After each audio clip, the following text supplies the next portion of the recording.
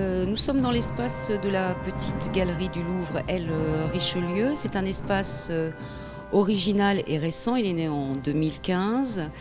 Original parce que c'est un espace dédié à l'éducation artistique et culturelle que nous considérons comme une introduction au musée du Louvre.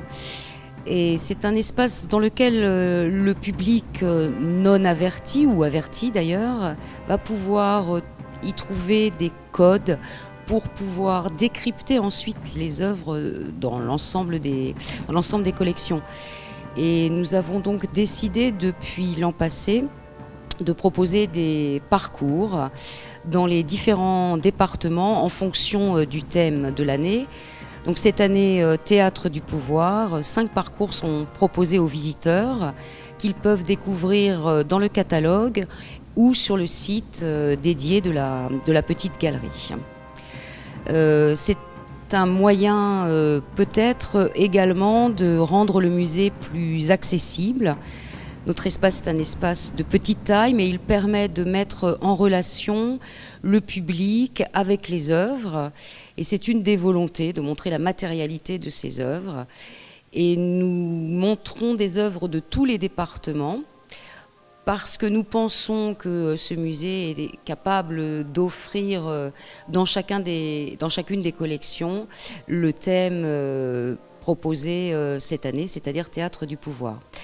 Donc, dans notre première salle, nous avons présenté les figures du pouvoir depuis le 4e millénaire, en présentant des œuvres mésopotamiennes jusqu'au XVIIe siècle. Et là, nous mettons en exergue toutes les formes de pouvoir du prince. On passe du roi bâtisseur au roi divin, au roi guerrier ou au roi saint.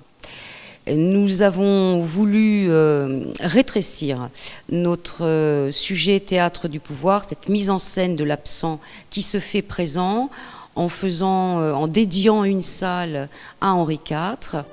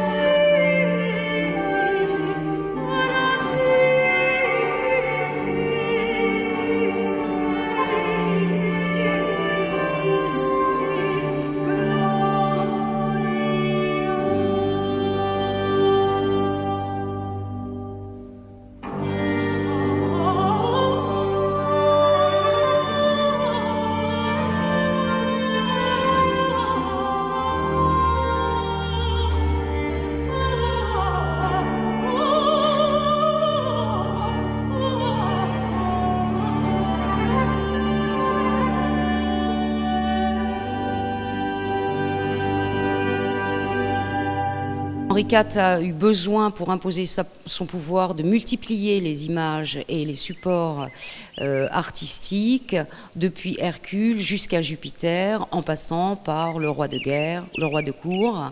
Et il a été largement réutilisé au XIXe siècle par les Bourbons qui, en 1815, remontent sur le trône après la Révolution française et l'Empire. Et le mythe d'Henri IV, ce bon roi Henri, est réutilisé par Louis XVIII, par Charles X. Et on retrouve et on confronte les œuvres du XVIe siècle et du XIXe siècle grâce aux prêts du Musée national du Château de Pau et auprès du musée de la ville de Paris.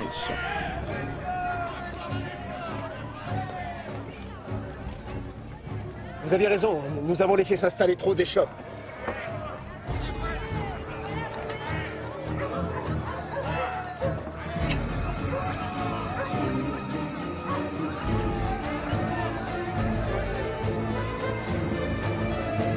Pour la gloire de Dieu! Restez en vie! Sire! Sire!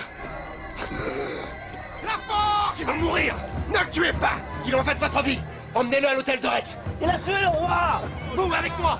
Il a tué le roi! Le roi n'est pas mort, il n'est que blessé. Je cours à l'étal de ville. On ouvre, vite. Fermez les rideaux.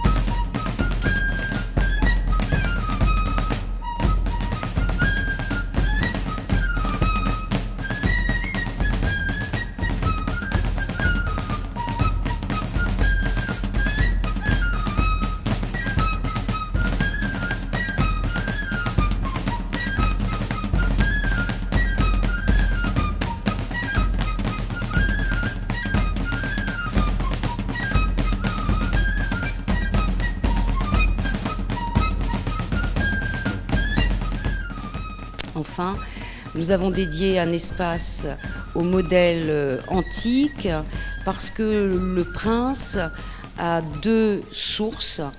Lorsqu'il est devenu chrétien, sa source est la Bible, mais cela reste également le modèle antique. Et le modèle du prince dans la ville pour imposer son pouvoir, c'est le modèle de la statue du Marc Aurèle, qui est conservée aujourd'hui au Capitole à Rome, et qu'on retrouve, ou qui se poursuit depuis Justinien jusqu'à la statue de Louis XIV de Girardon pour les œuvres du Louvre. Enfin, montrer le pouvoir, c'est aussi montrer les symboles, notamment du monarque absolu de droit divin. Notre exposition se focalise sur l'histoire de France et nous avons obtenu le prêt des régalias, c'est-à-dire des symboles du pouvoir, qui sont donnés au roi au moment de la cérémonie du sacre et qui ont été remontés pour la petite galerie et pour notre exposition Théâtre du pouvoir et qui sont présentés au public pour la première fois remontés. Ces symboles du pouvoir sont réutilisés par les peintres parce que le monarque, pour se montrer, va diffuser son image à travers la peinture et multiplier d'ailleurs la peinture de ce monarque en majesté ou de ce Napoléon qui, révolutionnaire, va finir par se faire sacrer. Et puis nous avons voulu montrer l'évolution de ce pouvoir et de ses insignes, parce que l'histoire de France est une histoire complexe, notamment celle du XIXe siècle, où les révolutions se multiplient. Et nous avons un tableau de Louis-Philippe, qui n'est plus monarque de droit divin, mais monarque, roi des Français, et qui, pour essayer de réunir la nation, va se montrer portant les symboles de la nation et les symboles du soldat, du défenseur de la nation. Et puis, bien évidemment, nous ne pouvions pas terminer cette exposition du Théâtre du Pouvoir sans faire référence au nouveau symbole né de la Révolution française. Il faut faire accepter non plus le monarque l'un, mais le multiple, c'est-à-dire la nation.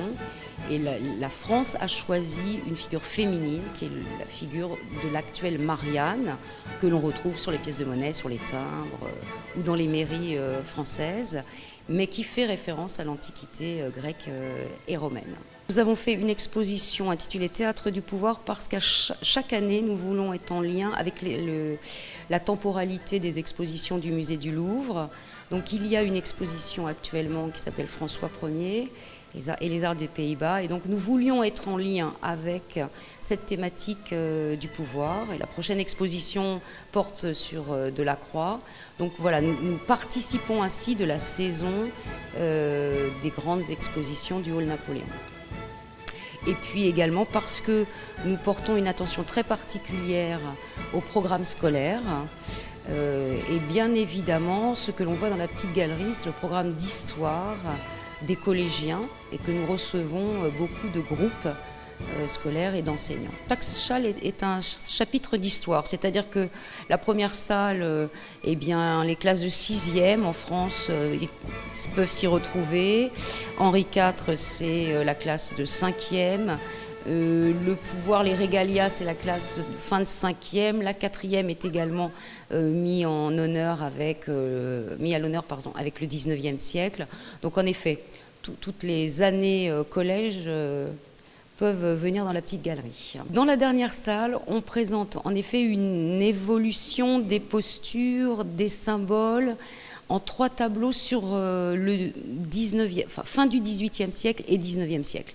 Et donc ça permet de montrer l'instabilité du pouvoir politique en France et la difficile naissance de la République. On met à peu près 150 ans en France pour en arriver à une République qui soit une République stable, qui n'est pas remise en cause, sauf pendant la Deuxième Guerre mondiale. Donc voilà, c'est peut-être ce sentiment que l'on a dans la dernière salle, en quelques œuvres, en effet, montrer que ce n'est pas, la République ne s'est pas installée de manière très, très simple en France, et ce, malgré la Révolution française, qui date de 1789.